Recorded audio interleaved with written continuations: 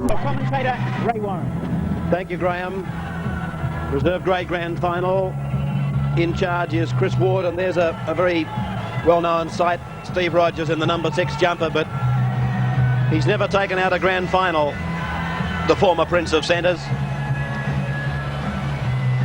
Chance to welcome into the commentary team Bill Anderson, and joining us today, our very special guest, St George coach Roy Masters, will be offering his comments during this reserve grade grand final. Tell you what, it's a long way from the ground up to this commentary box. I'll tell you something else too, Bill Anderson. I'll let you know a little secret. I'm not sure who these guys are. Oh, I think I've got it. There's the Balmain side on screen now for you. Petherbridge, Lawson, French, Davidson, Bell, Ryan, Lane, Brooks, Owens, Schofield, Hemsley, Marquito and Whittaker. So let's have a quick look at the St George side. And there it is: Burgess, Wilson, Duval, O'Connor, Williams, Rogers, Lenane, Funnell, Fafita, Noak, Newham, Powell and Jones. Balmain running left to right in the first 35 minutes of this one, and that's John Fafita for St George tackle, about 8 metres his side of the halfway. This should be a game of quality, as both teams have lots of players of first grade standard. I would say that Balmain have the superiority in the forwards. They've got 4 players in the forwards who took place in the first grade semi-final last year, but I would also think that St George have somewhat of an advantage in the backs, where they're going to be led by their captain, 5'8", Steve Rogers. And so Roy Masters is now with us. And Roy, thanks for joining us on Grand Final Day 1984. I'm very happy to be here. Ray obviously just left a disappointed St George camp, where again we've been pipped by a point by those greasy eels from Parramatta. Yes, I half expected the fireworks would start fairly early on, but here's a bit of luck for you, Roy, with St George getting a penalty about 12 metres out from the Paddington Hill corner. Young Steve Lenane tapping the ball out there. Outstanding player. We're very happy to have him, and we believe that he's going to go a long way with the club. That's Rick Powell in the 13, taken to ground. St George are only about 8 metres out from the line as it's worked across to Newham. Some very big front row forwards doing combat out there in this reserve grade grand final. A set play by St George. It backfired, and it looked as though Balmain might have been on a long run down the ground, but they've also obligingly knocked on, and so it's a scrum 15 metres out from the Balmain line. Right in centre ground. Parramatta third grade, 10-9. No score in reserves. The match just underway if you've just joined us, and Greg Lane coughs the ball up, and that's a very valuable piece of possession for St George. And away goes Jones from dummy half. Well taken. Oh, O'Connor's lost the ball. Michael O'Connor dropping it with the line just 2 metres in front of him. And so it'll come out for the line dropout now between the sticks. It was a good opportunity for St George to come up with a try. The problem in the Balmain defence was Ron Ryan, the 5'8", moved up too quickly. That left a little hole for Jones to go through. He was able to do that, pop the pass up, but St George player O'Connor couldn't hold the ball, and now play will restart with the line dropout. Yes, St George at least got the bonus of getting possession back. Pilot line dropout, and they get 2 points in front now from the mandatory kick for the fact that the line dropout has gone out on the full. Balmain fullback Rod Petherbridge taking the line dropout. He went for everything, and he's put it out on the full, so it's going to be the very easiest of penalty kicks for St George winger Brad Wilson. Roy, thank you. Brad, of course, is the brother of Kenny Wilson, who ironically is now coaching the Parramatta first grade in their kicking duties. Well, if he kicks half as good as Ken, he's half a genius. Well, he's a left footer as well, which just goes to show you that kicking is an hereditary thing, not an acquired thing. Brad Wilson taking this attempted penalty from right in front. Terrible mistake to make, particularly in a grand final, to give them a presentation. We'll be taking commercials during the reserve grade grand final, but as I said earlier, in first grade we'll be uninterrupted. So Wilson moves in and politely puts it between the uprights. The flags are in the air. So St George draws first blood in the reserve grade grand final, and they lead Balmain by 2 points to 0. In possession about 15 metres out from their own line. They're leading by 2 points to 0, and taking it out vigorously was Bill Noak, and he's lost it, and it's played by Mike Marquito for Balmain. Here's Kerry Hemsley, and it's been put down out in the centres by James Bell, the number 4. Here's Fafita coming away with the ball. Just inside the St George 22. Dummy half is Jones, and this is Powell.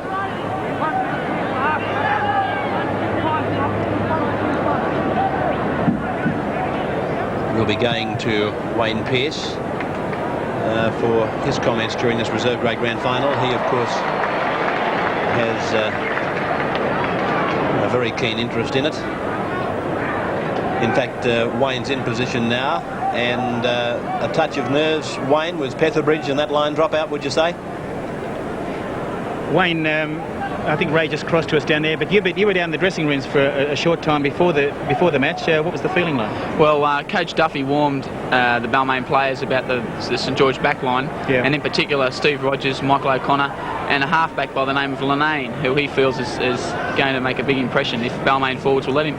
Strong St George lineup. Can Balmain defeat them, do you think? Well, Balmain's also got a strong lineup. 8 of those players on the field today played in our semi-final last year against St George, so there's plenty of experience out there, and it should be a great battle in the forwards on the field. Great. Back to you, Ray. Thank you, Graham. Thank you, Wayne. And here's Balmain with Hemsley looking for that hole just on the side of the ruck area. He's tackled about 30 metres out from the St George line. It's gone over to Marquito. He pops it back to Lane. The touch judge has come in. There's a touch judge in. Obviously a St George illegality. Not that those things ever happen. It must be the first time it's happened this year. So it's Hemsley who's been called out. Well, there you go, of course. Not the case, Bill. Hemsley being spoken to by Ward.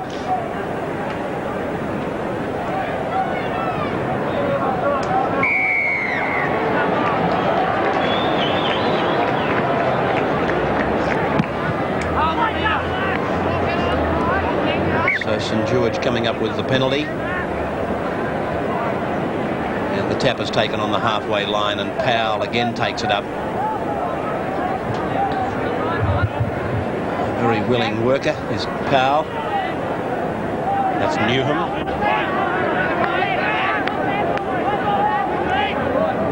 Dummy half is Jones.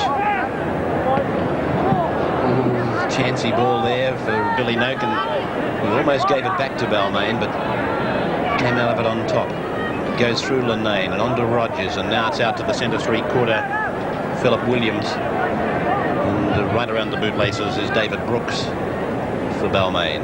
Rogers gets a kick in, and the winger fell back nicely. That's Mark Lawson for Balmain. He's outside the quarter line, and he's pulled down by the number 5 for St George, Greg Duval. Of course, there were a number of St George players who didn't play in the first grade semi-final, in the final last weekend, but didn't qualify by the qualification rules to play in this game. I'm just wondering, Roy, what sort of an effect that's had upon the team. Oh, it's disjointed the backs quite a lot, because we've got fellows like Chris Johns out.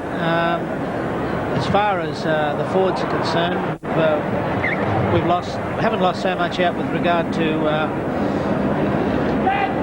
the front row position, because there you've got a good bloke like Gary Newham and Ricky Powell in the front row.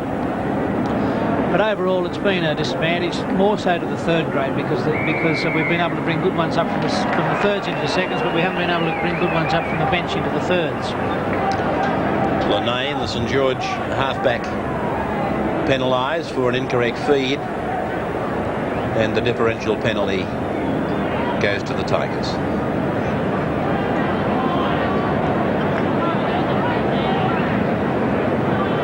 David Brooks taking the line finder, and the tap will be taken just a couple of metres into St George's area.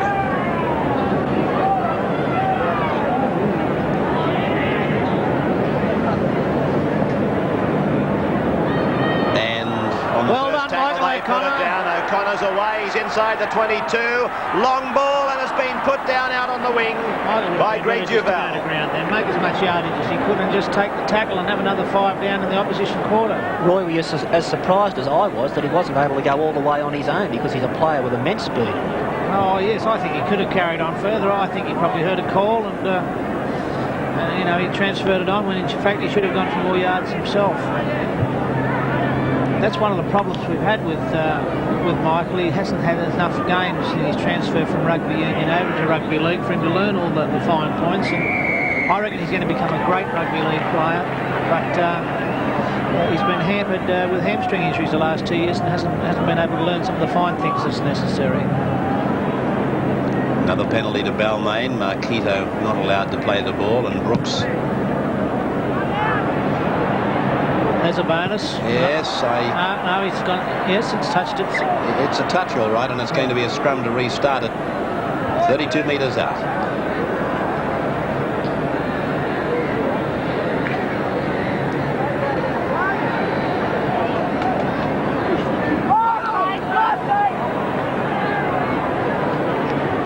Lawson.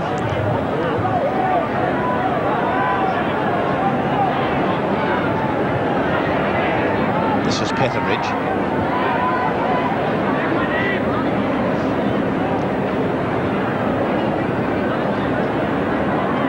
Owens. Through lane, it's out now to Ryan.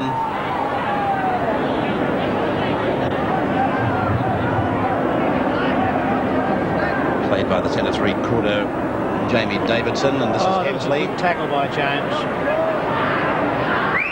5 gone, and across from Whittaker, it's out to Owens. He puts the kick up. They all look to be onside, bar maybe the number 10.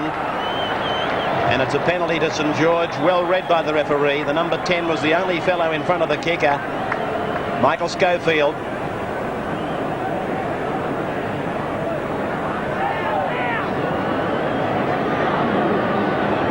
So Saints come up with a penalty on their own line. And we'll go to a break and be back with the reserve grade grand final in just a moment. The score 2-0 in favour of the Saints. Ground reserve grade grand final in progress. And down on the sideline, Graham McNeice is with, I believe, one of Parramatta's staunchest supporters, John English. He certainly is one of Parramatta's staunchest supporters, Ray. Personalities galore out here at the cricket ground, as you say. John English is with us. You're no stranger to a grand final. No, I've been to a few now, and yeah, it's just a great day. It's one of the magic days, I think, in Sydney all year. How do you think Peril will go today? Well, I think it's their turn. You know, like it's been said, Canterbury's won 2 and we've won 1 this year, so it's time for us to do it again. That's the way it seems. It's just going to be one of those bounce of the ball days, isn't it? You know. So, being a staunch Parramatta supporter, I'm told the Eels played in the juniors. Yeah, I went around with the juniors for a while. Yeah. Got my nose fixed, you know, did all that. Should be a great match, a great atmosphere out here, John. Certainly is. It always is out here. It's just one of those. It's a bit difficult, I think, for Parramatta supporters, because I think most of them are closet Canterbury supporters as well. You know, because they're such similar teams. And I just hope the best team wins on the day. I hope we get a good game. John, great to talk to you. Thank you, Ray. Okay, back to you, Ray. Thank you, Graham, and thank you, John. And coming over the top of the interview, a rather nervous Roy Masters trying to give instructions from up here in our loft. But we have the habit at St George, the 3 coaches of sitting watching the game together. So I watch the reserves and they watch the first with me, and we tend to verbally will our players along. Yes, I've already experienced that in the opening exchanges here. It's quite incredible sitting here watching Roy. He's almost trying to tell them where to go and what to do, and when they do it good, he doesn't hold back. He'll be more relaxed when Parramatta plays Canterbury, I'm sure. Yes, I'll be able to be relaxed then, particularly if there's about 3 minutes to go and Canterbury suddenly surge to the front via some good. So Brooks to take this attempted penalty. About 10 metres into Saints territory, about 20 metres in. Hits it Brooks. It looks sweet off the boot. He's got it. That's the equaliser. Balmain and St George, 2 points all. Over at the Sydney Cricket Ground, reserve grade grand final, Balmain St George, 2 points all. And it's Mark Keto taking it up. He's met by Noak and Powell, and Hemsley now goes for a run. As Balmain played pretty simple down inside their own 35-metre line. Across to Ron Ryan. Lanane puts the cover on him. Good player, Ryan. But as Roy Masters said, this other youngster in the 7 jumper, they're expecting big things from him. Now Brooks kicks once Balmain had found the centre of the ground. And nicely taken back there by Burgess, the St George fullback. The Balmain fullback, Betheridge, he must be the biggest fullback in Sydney football since Longbottom. He's a giant of a man, isn't he? He sure is. He's the brother of former St George, Parramatta and Penrith player Gary Betheridge. I think I'm right in saying that. Here he is with the ball now. And tidied up there by Stephen Funnel.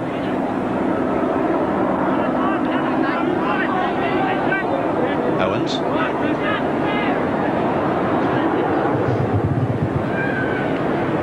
Marquito. He's a good player, this fellow, Mercado. He's always working. And he's been there whenever Frank Stanton has called him into the top grade. Wilson tackle for St George. Mid-State Television has now joined us. Orange, Griffith and Dubbo. Welcome to the telecast via Network 10 Australia of the grand final day here at the Sydney Cricket Ground. We're in the first half of reserve grade with Balmain and St George 2 points all, but that could be 4-2 in favour of the Tigers when Brooks takes this kick for goal from right in front, 30 metres out. Just under 18 minutes to go. The crowd here at the SCG, well, the hill, the Randwick Hill, has been packed to capacity since I first arrived at the ground at 9:30. In fact, that's the big wide shot coming from a camera based behind the hill, looking down the ground towards the Noble and members. The grandstands are filling the hill. There it is now. As you can see, it's really no place for a self-respecting sardine. Billy and I were talking earlier, the only people who aren't here are the Silvertails. Have you noticed the private boxes? They're probably having their little champagne lunches out in the members' car park, are they? It took my eye earlier. The private boxes, there were no bodies in them at all at about 11 o'clock, and the people on the Randwick Hill were jam-packed in there. Seemed like a waste of good space. Oh, they'll all turn up. They're just having a glass or two of champagne before they come. Here's the kick by Brooks. He's got it. Balmain have hit the front. They're leading St George by 4 points to 2. Balmain. And we're back now to the cricket ground with Balmain leading St George 4-2. Roy, you were saying during that commercial break? There's a little bit of dual coaching going on down here. The St George cheer girls and the Balmain cheer girls are both trained by the one cheer lady. And she's fluttering from one little group to the other, giving them instructions. Actually, massive defections are about to take place in cheer girl ranks. I've heard that the player transfer market in players is only going to be equal by the transfer market in cheer girls. No import rule? No import rule. Went by the bar. What qualifications do you need? Oh, just to have a nice pair of legs and a cheery face and the ability to wave flags. It's a good piece of work by Balmain out there. This is Ron Ryan who's come up with the ball. They were ad-libbing it. They were doing their best, but that's the turnover. Of course, neither of these sides were minor premiers. The minor premiers in reserve grade were Illawarra, and Balmain and St George were the next strongest sides. But I've had the feeling all year that Balmain were going to be the team to beat, and they've vindicated that thought in what they've done in the semi-finals. They've been by far the most impressive side, and they'd go into this match as favourites. This is Fafita tackled by Schofield. They're on the halfway, the Saints. This is Funnel. Came into the St George first grade side for a brief period, and he did some very clever things. I saw him score a try, or was it 2 tries, set up another in a match down at Cogra one day. That was against Cronulla. He had an outstanding game in his first grade debut. Ball played by Mike O'Connor. Rogers gives a short ball. Billy Noakes through an opening. He's going down to the 22, and he's taken there by the defence and put into touch. Good cover by Lane. Well, it was a good break by Billy Noak, but I think that sometimes players need to learn that there's a time in football when you just sit down. There's no value in the fighting in the tackle if you know you're going to be pushed over the sideline, and that was one of those occasions. Yeah, Chris Phelan should know what you're talking about too, Bill. Fed by Lane, the half for Balmain. He's tidied up by Funnel. Inside the Balmain 22. And Petherbridge is away from one, but taken by a second. They'll probably ruck it for a couple more, Balmain, looking for the centre of the ground before Brooks will kick. That's pretty much the game plan with most sides, and very much with the Balmain sides that you watch. Hemsley plays it, and Marquito with a simple run. Now, where's Brooks? He's down behind the ruck. And it's Whittaker at dummy half. Back to Lane, back to Brooks, and here's the kick.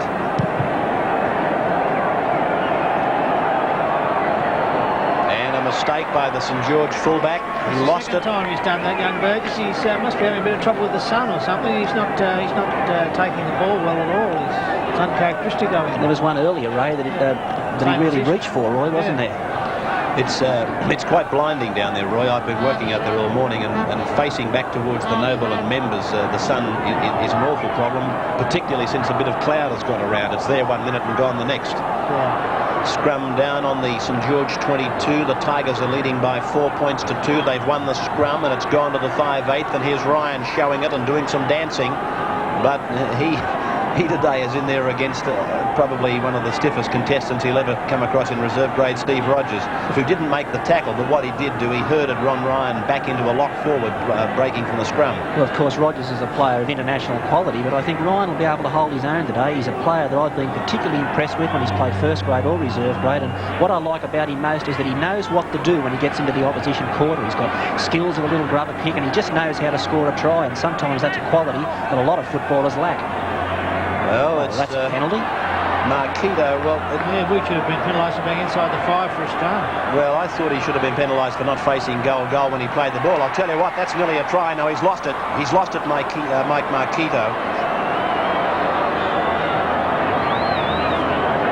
Yes, I think you're right, Bill. I thought Marquito was facing the sideline more so than at the goal line, and that's probably where the penalty should have been given. But he's been allowed to go on, and St George, with Funnell playing it out on the 32, takes it up to the Balmain players. Jones did well. Rogers passes. Note gives the ball to O'Connor. O'Connor gets it back to Linane. Linane looks to spread it back to the right where the numbers were good for St George, but he couldn't get the ball away. Here's Rogers now, looking for that sideline. He'll find it. It came off the hand of a Balmain player. This should be a St George feed. Yes, I think Chris Ward has picked it up in play. He has, and he's indicated that it will be a St George feed with St George loose head. You can see a lot of things from our high spot that you wouldn't pick up down on the sideline, and I'm sure that if I was the St George coach, the area, I'd be looking to get good yardage against Balmain as back up the short blind sides. A lot of their forwards are starting to get tired, and they're taking rests down that blind side. And from here, it wouldn't appear that they play any pattern of left and right defence. No, I'd like to see Steve Rogers do a little bit of running too. I think he's intending to just to distribute the ball, and they're going to start picking up his runners rather than worry about himself. Ball played by Brad Wilson. Yes, this is O'Connor. yes. And now it's Newham. Jones. Linane. Rogers. Long ball. And it's gone out there to Duval. The St George number 5. He tries to get a centre kick in, taken by Petherbridge for Balmain, and he's tackled just beyond his own quarter.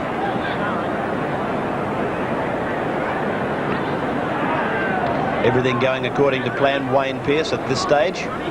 Yes, Ray. Well, from Balmain's point of view, I believe it is. Their forwards aren't dominating as yet, but it's been a good battle, and so far they've contained Steve Rogers and Linane, the half, so I believe it's going as planned. Marquito's playing well. He's a great player, Mike Marquito, and unfortunately he's been in the shadow of Stephen Roach and a couple of other players in the first grade, but he's led by example all year, and he's been an inspiration to their side. So the kick and general play from Ron Ryan finds touch about 30 metres out from the St George line. Linane to feed. Won by Balmain against the feed, yes, against the feed and the head. And here's Ryan stepping and taken by the half. Backing up was the winger Lawson.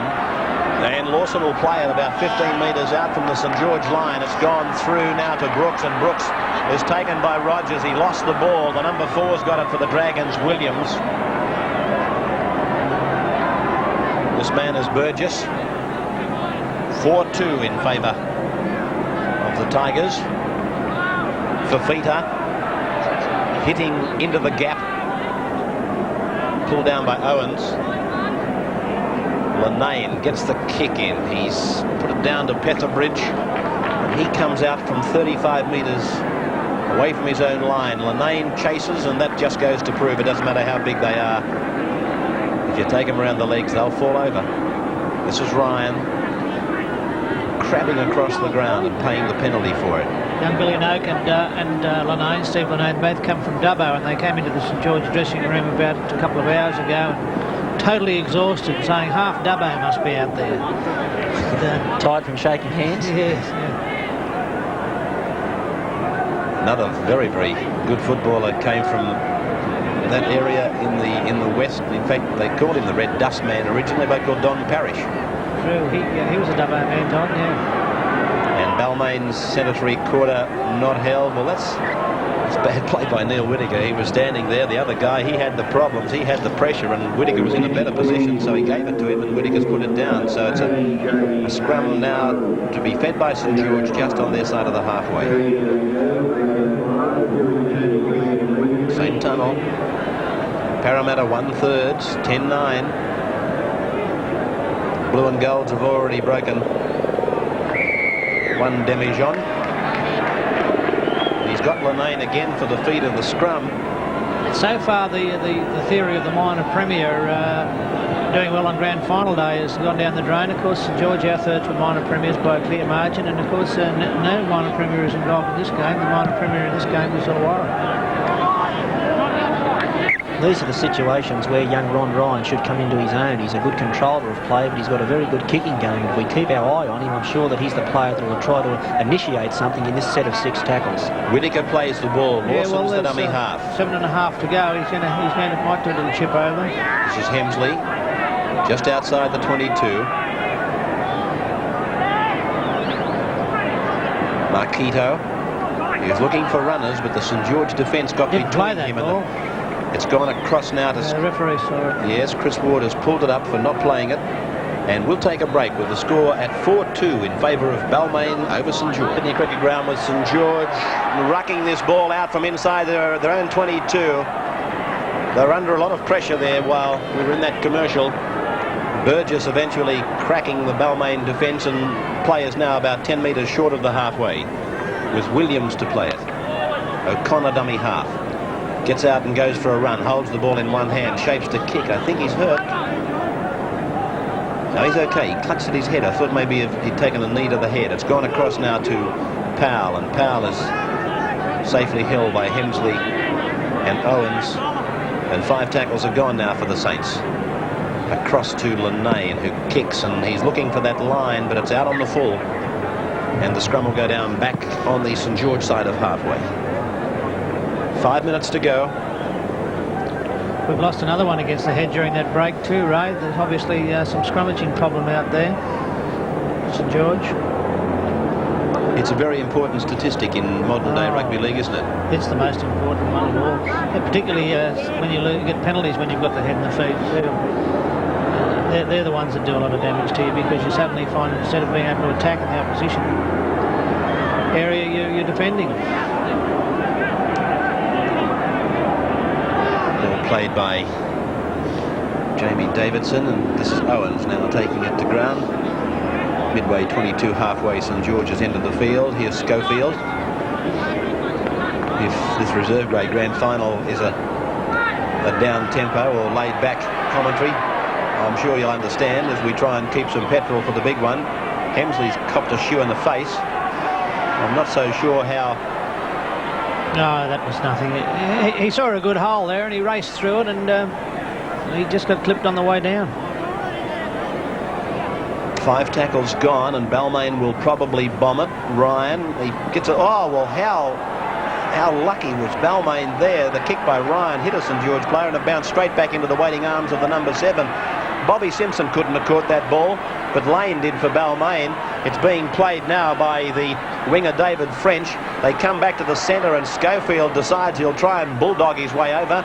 He's 2 metres out. Whittaker's the dummy half, and it's gone across to Ryan to Marquito, and Balmain fending, and the wheels fell off them there.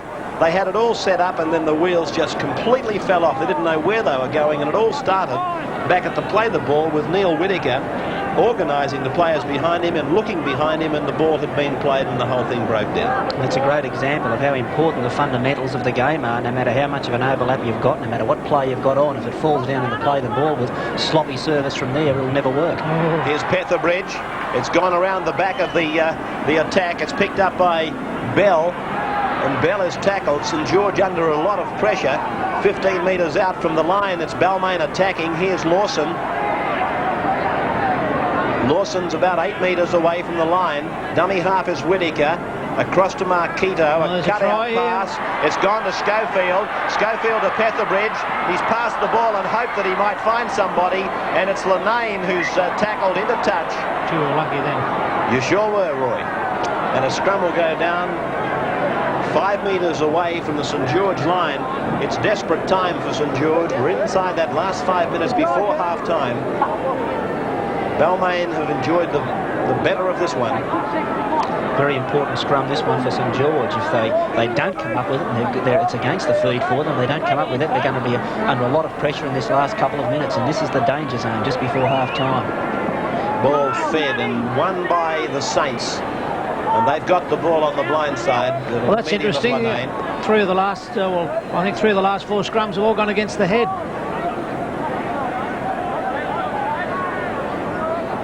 Rogers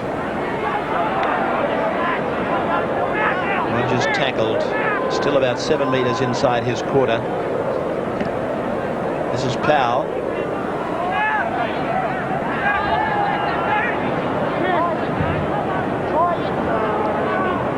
The kick for the winger, Wilson, and it's a very high bounce down towards Petherbridge on his own 22 line.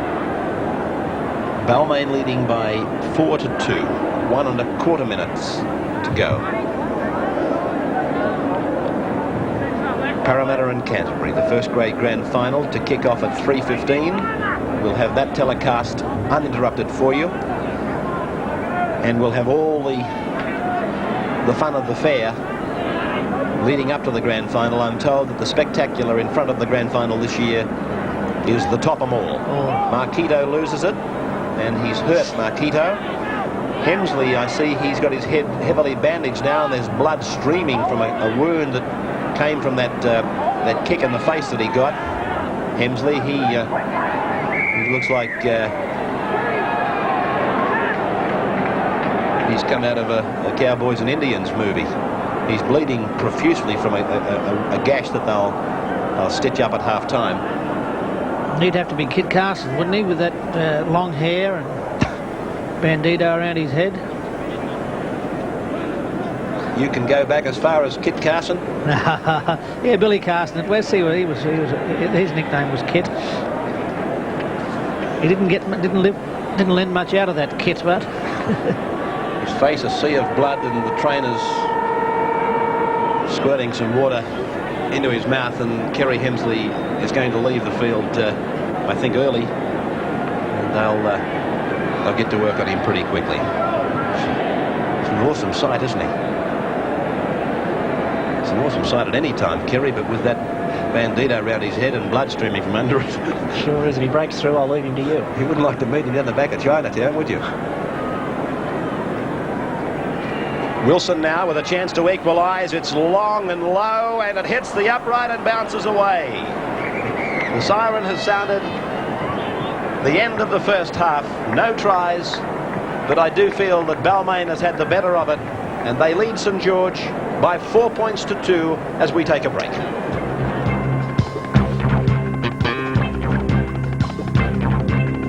Taking place between Steve Rogers and Chris Ward. And Rogers may well have been talking about the length of the half-time break, but of course that's past tense now as Rogers kicks off and sends it deep down to Petherbridge, and he would hate to see this match get away from Balmain by the odd point. He took a line drop out in the early part of the first half, and it was out on the full, and it gave St George a 2-point presentation.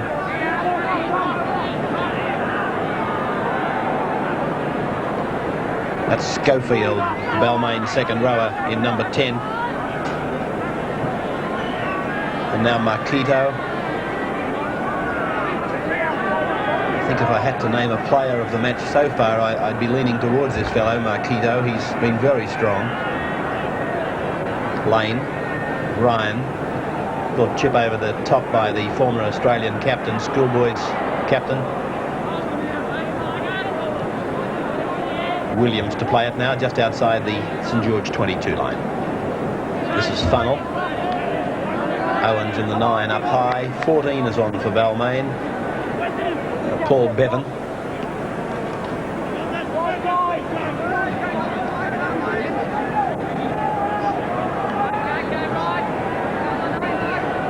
Fafita. Where's he come from, Roy? He's from Tonga. Actually, when the Newtown district dissolved, some of it was divided up 3 ways, and we got a team of Tongans, and Johnny's the best of them. Good kick in general play by the St George half, and so the scrum will go down about 15 metres out from the Balmain line. Graham McNeese is working overtime, as he always does when you give him that roving microphone, roving assignment. He's now got another famous Australian artist, Doug Parkinson. Yes, Ray, Doug Parkinson is with me. He's not a Parramatta or a Canterbury supporter. In fact, you're a Manly supporter. Yes, I am, Ray, and as long as everyone doesn't attack me with pick handles, I am. I'm very proud to be, yeah. Okay, obviously you're a real rugby league enthusiast to be out here for the grand final, Parramatta and Canterbury. Who do you think will win? Well, as everyone's pretty good, it's going to be hardly anything in it, I guess. And how can you make a prediction with such fine teams? But I feel that Canterbury have been more consistent this year. A lot of the top teams, including Para, have had the odd slump. But, gee, you know, Para rise to the occasion. But I think Canterbury have proved they can, they're big match pressure winners as well. So I'm going for Canterbury. Nice to talk to you, Doug. Thank you, Graham. Nice to talk to you. And with Balmain on the attack, let's go back to Ray Warren. 5 tackles gone for the Tigers. A good ball was unloaded by Hemsley, and this is Lane. Now Ryan. Ryan shoots for the M.A. Noble corner. He's looking for the line, but he's given it too much. And it's going to be a scrum with a St George feed about 5 metres on the Saints side of halfway. 4-2 then in favour of Balmain. No tries. In fact, there's been a scarcity of tries in the football we've seen so far today. The third grade went to the break. The score was 3-0. There were 2 tries scored. They both came in the second half, but that's all we've seen today. And I don't think we're going to see that many when the big fellas come out. No, it doesn't look like it, does it? Both games have been very tense so far. 1.5 games of football played, very tense. A lot of errors, which is probably an indication of the intensity of the tackles. A lot of balls being coughed up in the play of the ball. Here's Powell going across the back of the ruck and being tackled on the Balmain 22. Saints working up for something here. Linane across to Rogers. Rogers puts the bomb back, and O'Connor's coming through fast. And by Jove, that was close. That was very close. I thought for a moment O'Connor was going to be right up above them. And there he was, leaping. And the Balmain players didn't quite know where the hell it had gotten to, and there it is, forced by the Balmain number 4, James Bell. So the Tigers turn the Dragons away again as Burgess brings it back. Balmain's reunion, they've got a big one on Monday night. Keith Barnes asked me to mention it. What time's that start, Bill? Well, I've got no idea, Ray, but I know that Wayne Pearce was particularly interested that all ex-Balmain players should get to it, and I think if they contact the Balmain Leagues Club, that Keith Barnes could give them all the information they'd want. This Monday? This okay, Monday. Fine. Out for Linane, across to Rogers. He cuts out for Fafita. He gives a long ball out to O'Connor. They're going to have to watch him. O'Connor's got them beaten. He's going to score! First try of the reserve grade grand final, scored by Michael O'Connor off a gem of a pass from Steve Rogers. And Roy Masters, now you can cheer. Well, he's a wonderful player, Michael. He can step off either foot. He stepped off very well off his left foot then, and he had no worries at all about beating the fullback. In fact, he could have made it a little bit safer and passed to his outside support. But he had all the confidence in the world. He would beat him. He certainly is a confident player. He beat David Brooks very easily with a fen. Well, there was a lot of class in this try. First of all, the Rogers pass. It was a second man play. He missed for Fifita, shot it across to O'Connor. O'Connor beat the first defender off the left foot, stepped through another tackle, became one-on-one with the fullback, used his left foot step once again, and plants the ball down under the post for a tremendous St George try. Everything that Michael O'Connor did there in that little piece of play was right out of the manual. He had the ball in the right arm to carry it. He had the other arm free, a bent arm that he was able to fend and spring off Brooks as he got rid of him. Perfect piece of football by Mike O'Connor. And it only gives Balmain more reason to want to buy him for next year, as they're fairly tipped to do. And there's the attempted conversion. It's successful from the wing three-quarter, Brad Wilson. And Saints are leading Balmain now by 8 points to 4 in the reserve grade grand final. It's gotta be Bonds. It's gotta be Bonds. The things that they made, stay true and don't fade. How can you go wrong? It's gotta be Bonds. All summer long. They're fresh and they're cool. You'd be a fool not to try if you want. It's gotta be Bonds. It's gotta be Bonds. The range never stops. Just look at our tops and all of our bottoms. Let's get it straight. It's gotta be Bonds.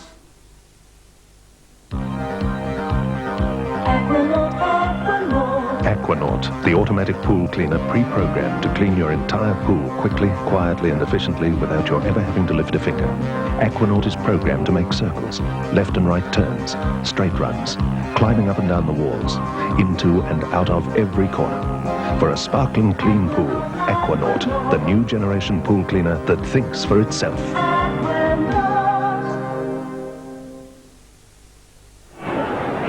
Back now to the action of the reserve grades grand final with St George leading by 8 points to 4, and Hemsley takes it ahead, turns it down to Owens, tackled by Funnell, played back to Whittaker. Marquito goes up and is held there by Duval. Ball lost, and he's going to give the penalty. He's given the penalty to Balmain for stealing the ball against Greg Duval. Well, Wayne Pearce, things don't look as good now as when I last spoke to you, and it took the combination of Rogers and O'Connor to break the Balmain players apart. Yes, they were two of the danger men I mentioned earlier, Ray, and unfortunately it's knocked Balmain's chances back a little bit, but I'm quite confident they'll come back and certainly rally on from here. And I wouldn't write them off as yet. They're a side which tries to the death, and if Balmain can put one more try on the board, I'm sure that they'll go on and lay another try after that. Played by Hemsley. Away from dummy half goes Bell, and he's taken it towards the centre. He's only about 15 metres out from the St George line. Played back to Whittaker. It's gone to Lane. Lane gets the ball around to Petherbridge. Petherbridge coming onto it very strongly. Ron Ryan is a dummy half now. Marquito's to the left, Lane is to the right. It's with Marquito. He goes up and tries to pop a ball down. He does. Whittaker was there, and Whittaker is held a metre out from the St George line. Played back to Schofield. Spun to Ryan. Given to Owens. He steps off his right foot. Turns it back to Ryan. Ryan comes back to the Noble corner. It's with Bell. Bell looks around for support. He finds Marquito, and Marquito has scored. That's the equaliser. They worked on it, Balmain. They kept the ball alive. They went one way and then came back to the other side of the ground just as quickly. And eventually St George ran out of numbers, and Marquito simply had to dive over to score. It was here that Owens came back inside. He was turned inside, and Ryan threw that long ball to Bell. Bell did well here to stand. He wasn't completely cleaned up, and Mike Marquito dives in to pick up a Balmain try. Well, this was a lot of light ball football, really. Balmain turned the ball one way. They'd run out of numbers on that side, so they switched it back through Ron Ryan. And, geez, a clever footballer, this fellow. Threw the long pass over the top to James Bell, the Balmain centre, who hasn't had a great year with Balmain, but he's hit back in the semi-finals and made the reserve grade side. And what do you know? Michael Marquito, a front rower on the wing, and in he goes for the 4 points. So the attempted conversion will be taken by David Brooks. He's right on the touchline, 24 metres out. Marquito on camera, the try scorer.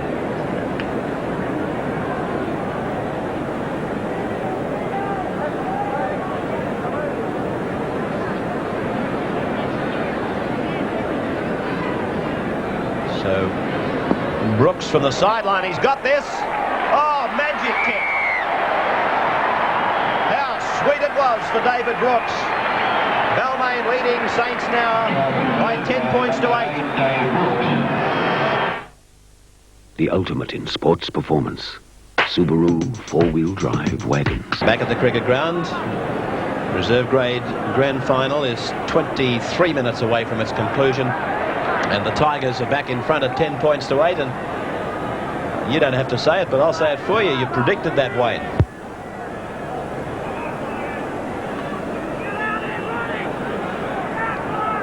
All right, looks like I've lost him. He's been swept up into the euphoria that existed on that sideline when Balmain scored. I was saying, Junior, now that you've gone back to your seat, you predicted that they'd strike back.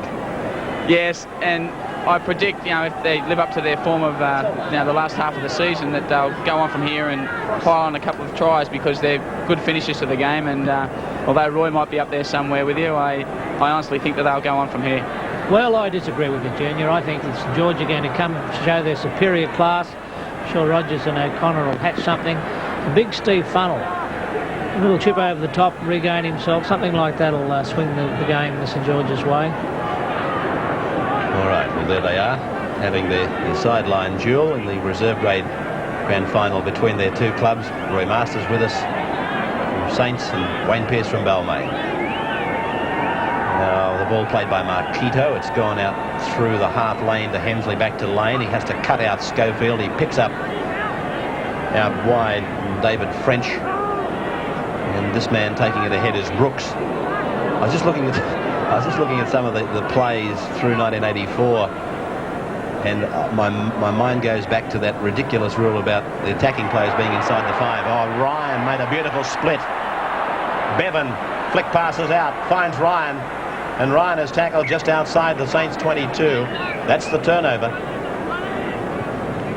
But I was only thinking to myself, that ridiculous thing where players were penalised for being inside the 5 in attack, and wasn't it boring? Oh, disgraceful. It was just, all it did was just stop the natural flow of a game.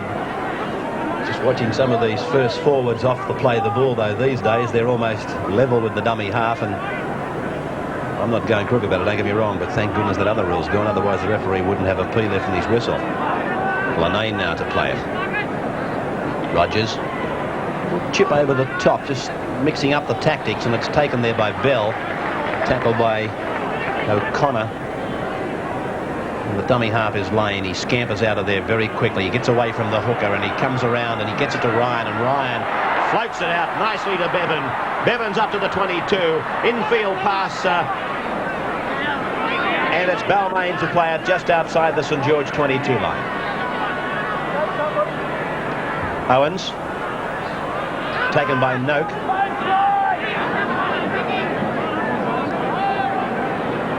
Whittaker. Hemsley. Brooks. Brooks has got one to beat. Nicely taken by Burgess, the St George fullback, but Balmain piling on the pressure now. Long ball from Marquito, knocked on by Ryan.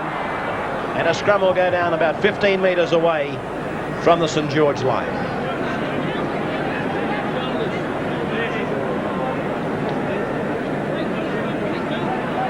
Lane to feed.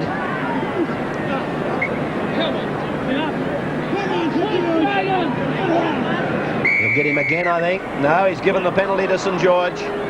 Feed across against Balmain. I thought he might have pinched the St George half again. Lanane, he's already gone off a couple of times for incorrect feed. But Chris Ward felt that he'd... Oh, that hasn't found touch for St George, and the groan in the background came from their senior coach Roy Masters as Petherbridge takes it back into St George's territory, where in fact St George should be enjoying taking the tap penalty. Whittaker.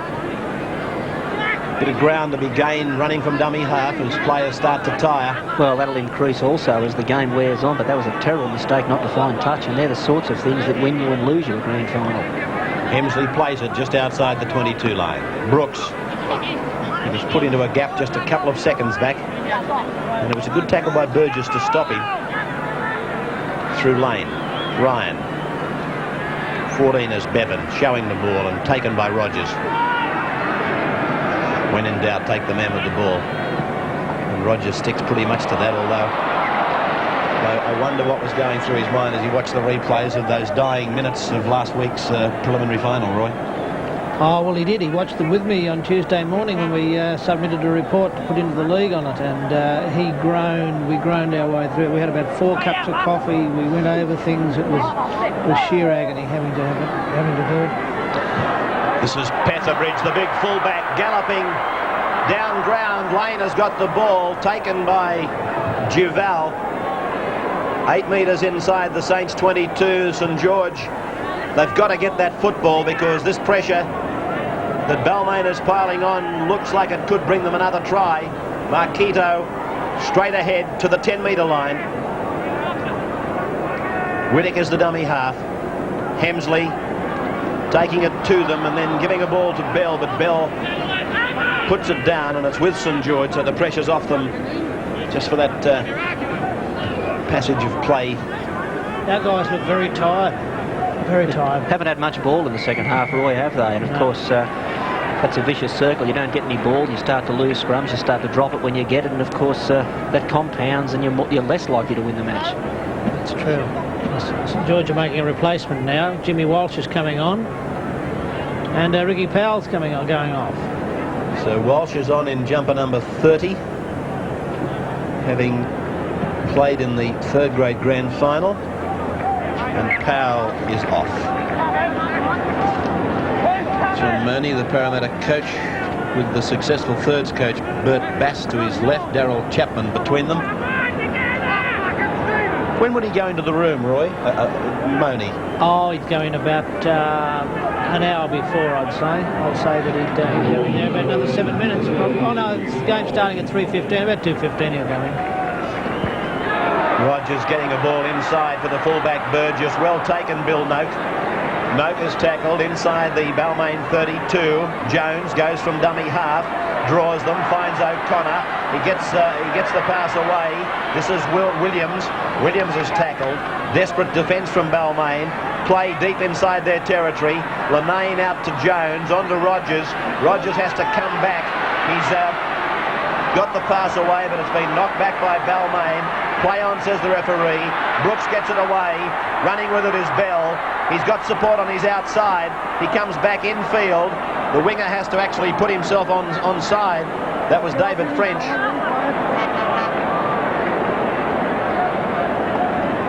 Brooks.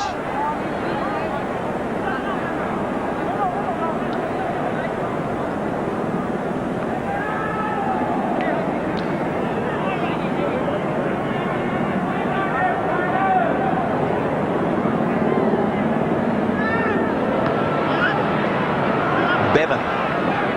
Owens. Checking through these glasses. Bill, that fellow in 3, that's Jamie Davidson. Jamie Davidson. Mark Lawson was the one to go off the field, and they moved James Bell out onto the wing. Bell's gone to the wing, has he? Yeah, Lawson's off the field. Right. So many of these players you wouldn't see in a season of broadcasting, and a couple of them, Davidson and Bell in particular, and this 14 fellow, he hasn't helped very much, I'll give you the tip. Paul Bevan, he's a good footballer too, Paul. Oh, what a mistake. The fullback has dropped the ball for St George, and Davidson is within probably 3 blades of grass of the try line. Terrible trouble for St George now as the dummy half tries to plunge his way over but fails. It's played out there by French. It's gone out to Brooks. They spread it to Schofield. On to Owens. Owens takes it up 15 metres out from the St George line. Played back to Whittaker. It's with Lane. Whittaker again. It's gone to Marquito. He's tackled. Flicks the ball out the back door. Picked up by Bevan. And Bevan is tackled 10 metres out from the line.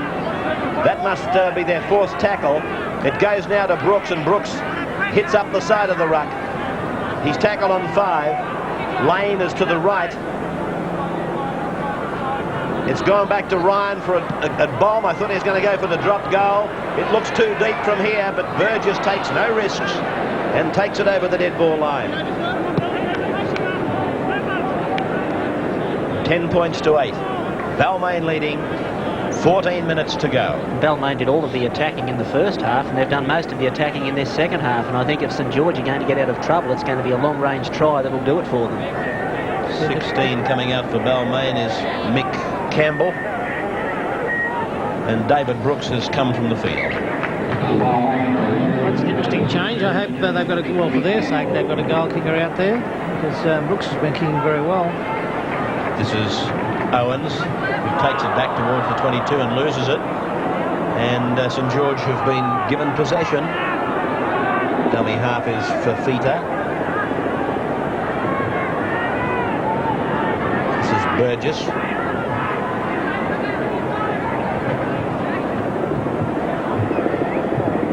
Rogers. Gee, they're coming up quick on Rogers, aren't they? Not giving him much room. Well, it was fairly obvious last week in the first grade even that Rogers had lost none of his ability to organise and to scheme around the rucks, and Balmain are very wary of that. Well, that's a penalty. The first Balmain player put his hand at the ball and the one in offside position's fallen on it. And maybe, Roy, this is the chance that St George were looking for. They should be able to put the ball down now towards the Balmain quarter, and it'll be the first real opportunity they've had in this half to register points. Yeah, well, we've got some good tap moves, and this is probably the first opportunity we've got to use any of them. I'm sure that there'll be something involving O'Connor and maybe Linane down, big funnel down the blind side. Well, that's the area I still think that Balmain are a little weak, is back down the blind side. This is Duval. Oh, that's a good tackle. That's a good hit from Mike Marquito. Tapped ahead by Duval. Marker wasn't standing immediately in front of him. And here's Walsh showing it, coming back to the blind, inside the 22. Dummy half is Fafita. He gets out of there. Jones goes in. His funnel. Funnel in the number 8 jumper. Holding them at bay. Intercepted by Campbell. Touch judge in. Well, maybe St George are going to get a penalty from this one. The touch judge has come on, and he came onto the field as soon as Balmain assumed possession. Well, it'll equalise it if it is the case. Score at the moment 10-8 in favour of the Tigers.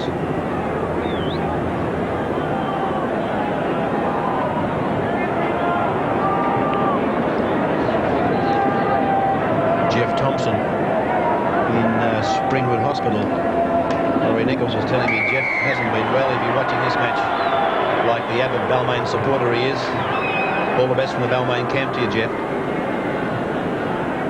Well, are you able to talk, Wayne Pearce, or would you rather not at this stage? I might be stuttering a bit, but Ray, but I think Balmain's still in it. Well, of course you're in it. You're leading by 2, and you've got your 2 on the board. This fellow's got to kick it. Brad Wilson. Yes, well, David Brooks, as I heard you say, he's come off, but we've also got a couple of other kickers on the field there. Mick Campbell, who's an accomplished kicker, will no doubt take over that role. But, you know, it's a matter of Balmain maintaining that pressure, which they have for most of the game. Wayne, you've got a good view of this one. Under normal circumstances, I suppose we'd rate it about a 50-50 kick, but with the pressure of a grand final, I suppose it goes back to about a 2 in 5.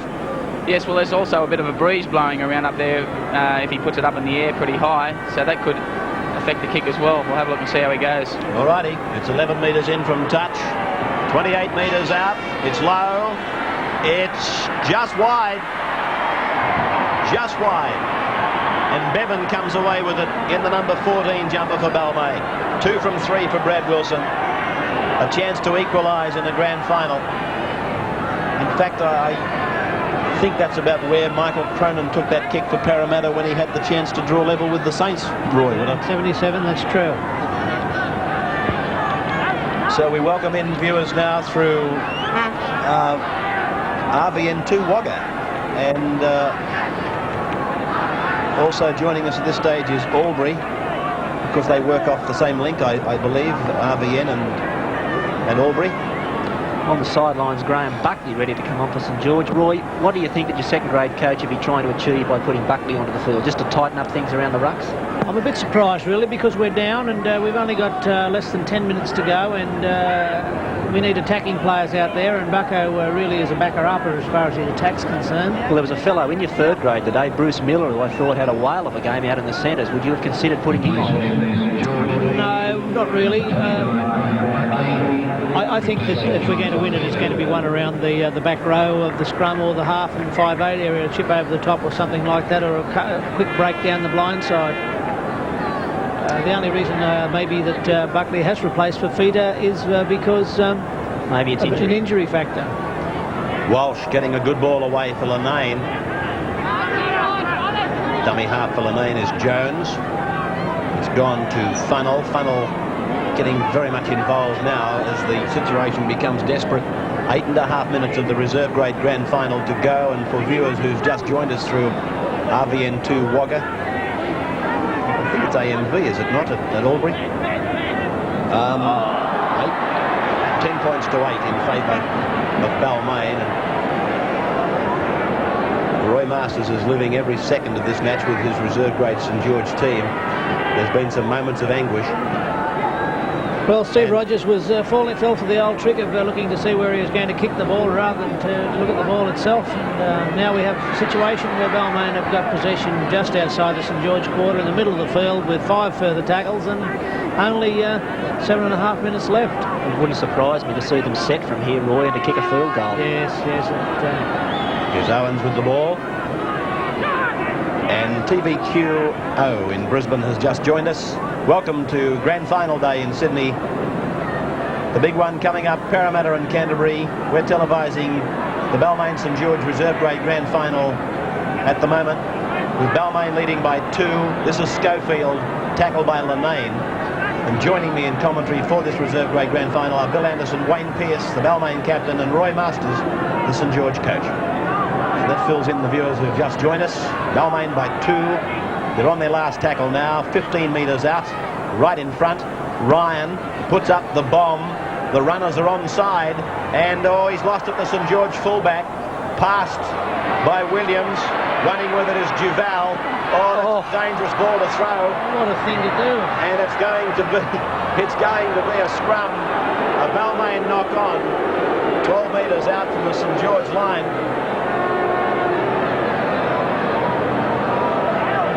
If ever you've watched Roy Masters when we've taken those cutaways and seen his lips moving and wondered what the hell's he saying, if you've been watching this reserve grade telecast, now you know. And he does it these days without a cigarette. Yes, I gave them up. Yes, it's you do it the hard way, mate. You make every tackle, you back up every pass, you win every ball in the scrum, and you get very anxious over every refereeing decision. Lenane passes a wild ball, and I don't know why they're throwing passes like that back where they are at the moment, inside their own 10-metre line. Yeah, there's no doubt they're going the wrong way about winning this game. What St George need to do is settle play down in their own quarter, through Rogers, put a long kick down into the Balmain territory, wait for a mistake, and then they can work from there. But they're not going to win the game from their own quarter, playing the sort of football they are. And in fact, it's shades of the 8th minute, the last 8 minutes of the match last Sunday. I think if I read the reports right, Moni was of the opinion that Parramatta started to play panic football with 8 to go, and it was Edge in particular who got them to settle it and just work and hope for a chance. And St George pretty much are doing the same thing at the moment themselves. Funnell. Jones, was there a knock on? No, he's let it go. Duval, held by Bell, playing in the 4-jumper. He's out on the wing now. This man is Newham. 32 metres out from their own line, the Saints. The 3rd grade. It was a spine tingler for people who've just joined us. Parramatta defeating St George by 1 point. And here's the Saints, 2 points behind Balmain in reserve grade. They got beaten by a point last weekend. Here's a chance for them. No. Lane has come up with the ball. Tackled by Rogers. Lane getting up slowly. Petherbridge away from 1. Held by Rogers and Funnell. 4.5 minutes to go.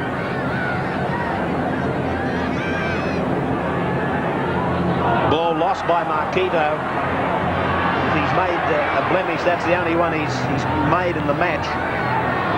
Be ironical and probably a travesty of... Oh, well, it's not going to happen now because Walsh has coughed it up for St George. I was going to say it'd be a travesty of justice if Marquito was responsible for turning the ball over to St George, because he's been one of Balmain's better players. You only have to look at the last 4 or 5 games of football played on this cricket ground, the 2 so far today and a couple last week, and there's probably less than about 7 points in all of each of those 4 games. 1 point in the first grade last week, 1 point in the third grade today. It looks like there'll be 2 points in this one.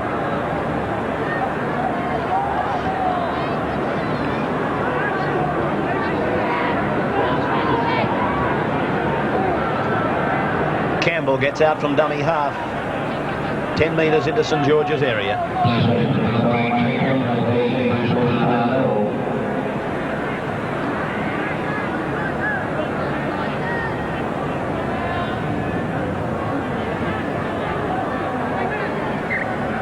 I think I've seen these tactics somewhere before. Yes, you saw them 2 weeks ago. Ball played by French.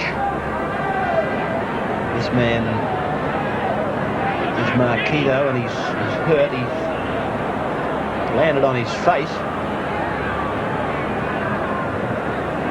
18 is, did you say Parnell, Bill? Bruce Parnell. Bruce Parnell, thank you. You just keep feeding the names up, Bill, all right? Righto. Keep feeding up some names for us. And this is Ryan, who puts up the bomb. Burgess under it. Good take by Burgess. Very good take by the Saints fullback. They've got to stretch it quickly now.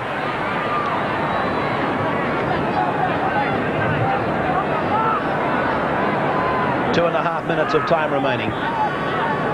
And you might have heard a note of joy creep through in my voice when I said RBN2 are with us, eh? And I'm very, very pleased they are for a couple of reasons. One, I know Greg Brentwell down there will be tremendously pleased that this is getting into that territory live. And the other reason is, of course, it gives me a chance to say good day to a couple of very, very close friends of mine. Probably the closest, my mum and dad at uni. I hope you're watching the grand final, and I know you're going to enjoy it. Centre kick by Duval, covered by Petherbridge. And this big man goes across the ground and fires it to French. He's away from his opposite number, Wilson. He's over the halfway. Funnel comes at him, put his head in front of the fellow, and that was why he couldn't make the tackle. French plays the ball. And Petherbridge is there at dummy half to be pulled down.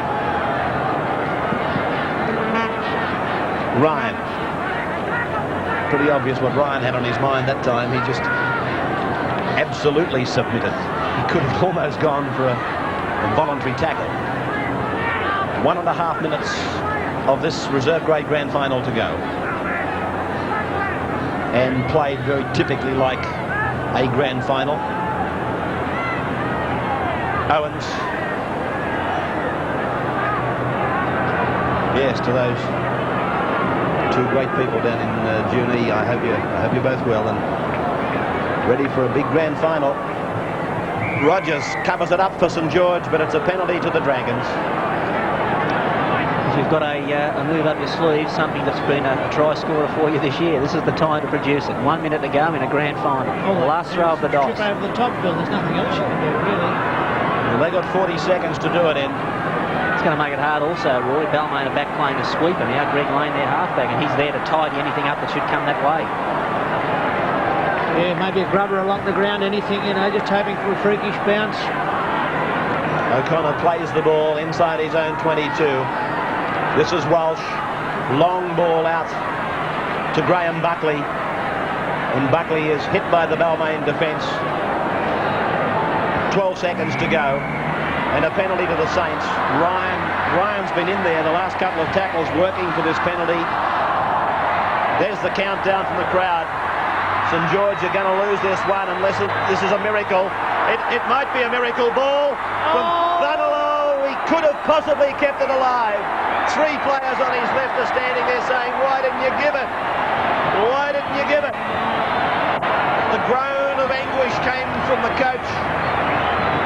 We had 3 men on his outside, one of whom was Michael O'Connor. And he can run a bit. So Balmain have taken out the reserve grade grand final. Players rushed to their diminutive coach, Peter Duffy. Good servant of the Balmain club is Peter. And Balmain have taken out the reserve grade grand final. We're going to try and get down to the ground to Wayne Pearce, who should have little or no trouble in getting an interview from one of these guys. Yeah. So they hold their captain, Mike Marquito, aloft. One's got to feel sorry for Steve Rogers. And let's go down to the sideline. And here's Wayne Pearce. Yes, Ray, it's ecstatic scenes down here from the Balmain camp. Battered and bruised bunch, but they're looking very, very happy. Kerry Hensley looks like a battled warrior, but he's over there screaming, blood streaming everywhere. It's just a great scenes down here from the Balmain camp.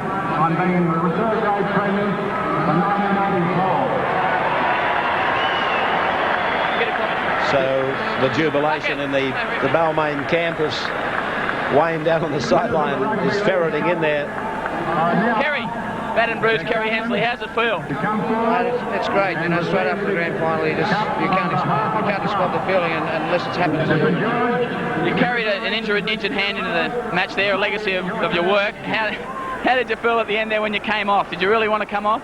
Oh, mate, it didn't really matter. Whatever Duff decided, that was it, He's been pretty good throughout the year. He's got him there, the best scoring against record in the league, so So what will be happening now? The drink, mate. We'll be on it. You'll be on it, sir. Thanks, Kerry.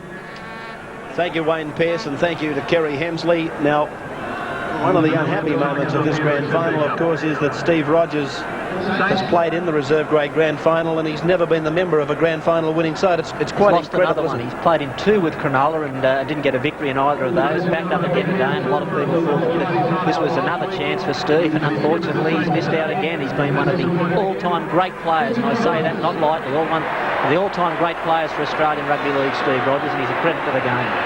There he is, mounting the rostrum now, in fact, Steve, to the plaudits of the crowd. State manager of Rothmans of Pall Mall, Bob Page there. And Steve, have a look at this. Have a look at the face on him. He's a shattered man, Roy Masters. Yes, he's shaking his head in disbelief, really. He's saying, what have I got to do to win one of these damn things? Wayne Pearce is now with Peter Duffy, the Balmain coach. Peter, how does it feel being the coach of a premiership winning side? Unbelievable. It's hard to believe it's happened, Wayne. You carried the hopes of all the Balmain fans into this game. I guess there's a bit of pressure relieved now. I'm glad it's over. I can have a rest for 3 months. Now, you wouldn't really have 3 months off, Peter, would you? Yeah, that'll do me. Thanks a lot, Peter Duffy. Thanks. So, the St George side coming from the dais. The Balmain winners about to go up and be presented with the trophy. And I believe carrying out this duty for the reserve grade is Mr. Alec Mackey, Senior Vice President of the league. There's Mike Marquito shaking his hand now. The Balmain captain is going to speak.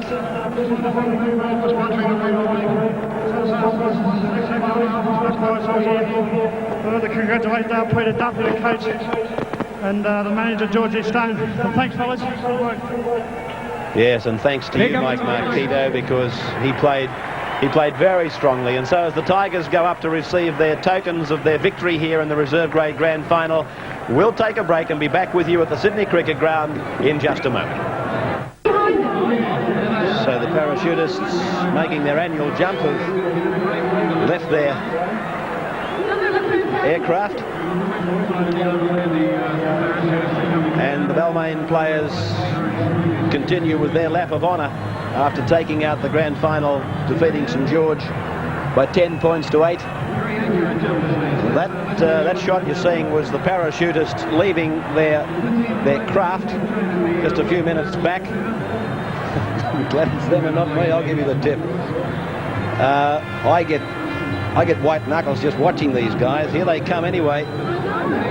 In fact, I think a couple of them, when they hit the ground, you'll recognise them fairly quickly. They're dressed as rather famous Channel 10 personalities. And so the fun of the fair continues at the Sydney Cricket Ground on Grand Final Day 1984. But I was just looking at Roy Masters' face.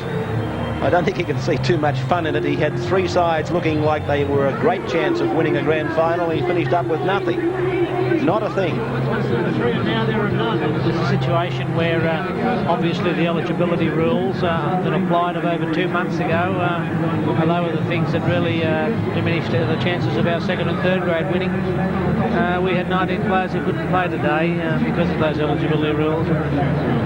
we've paid the price. But one of the interesting things that I really do believe has come out of the last 5 games that have been played here at the cricket ground, there's only been about 7 or 8 points in margin of victory in those 4 or 5 games. So it does perhaps suggest that the first grade game is going to go the same way.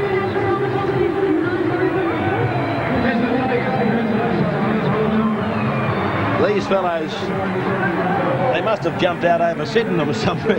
It's taking them a hell of a long time to get down here. I was just looking at some of those aerial shots. They look as though they're blowing in from out by Rambling Racetrack. Here they are, though. They're coming down over